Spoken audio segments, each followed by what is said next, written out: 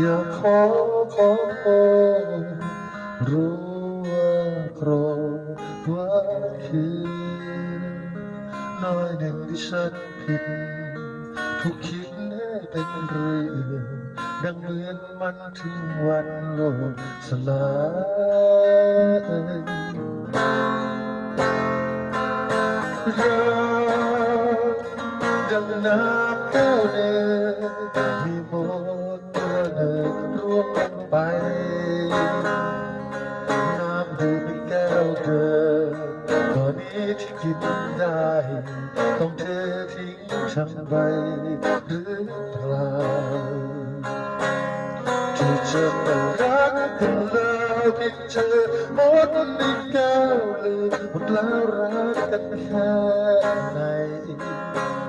ที่จะไม่รักกันแล้วรังเกียจน้ำในแก้วเปลี่ยนกันแล้วเป็นเรื่องราวเรื่องอะไรลองมองความรักที่เรามีรอหยุดคิดนะคนดีทบทวนดูไหมลาจุดร้ายให้ลืมลบเรื่องราวเปลี่ยนใจเรากลับมาเหมือนเดิมด้วยรักที่ดีได้ยังไม่สายอ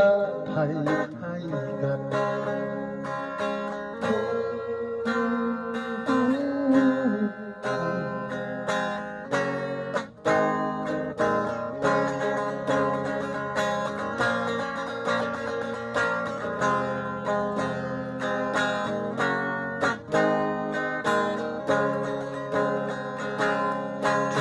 ไม่รักกันแล้วเพียงเธอหมดใจ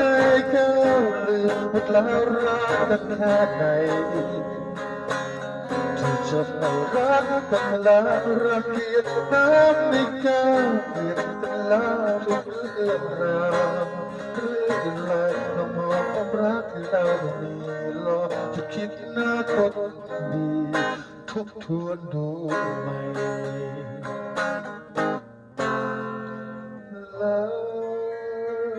จุดร้ายให้ลืมลบริ้วรอยเปลี่ยนใจเรากลับมาเหมือนเดิมด้วยรักที่มีได้ยังไม่สายอภัยให้กันเรากลับมาเหมือนเดิมด้วยรักที่มีได้ยังไม่สายอภัยให้